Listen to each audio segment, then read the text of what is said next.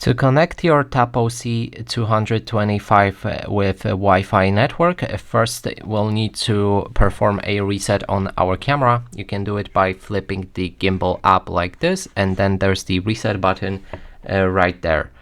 If you click and hold it, then your camera will reboot. Give it around 2 minutes of time till the LED lamp right here starts flashing with red and blue light, and we'll be able to go into the Tapo app and click on this plus button, select add device.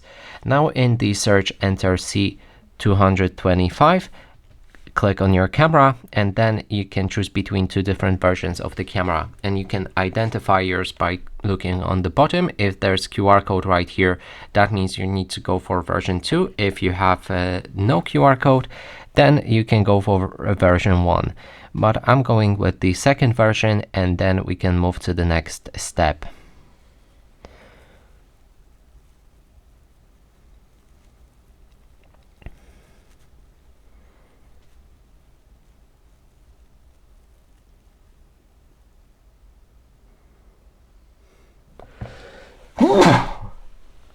Pardon me, and now we'll be able to see all of the Wi-Fi networks that are available.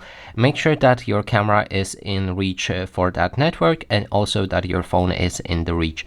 And this camera doesn't support 5G networks, so if you have a problem where you cannot see your network right here, you will need to enable 2.4G connection for that camera.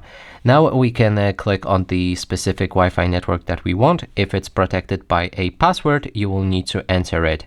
Then click on the next, next,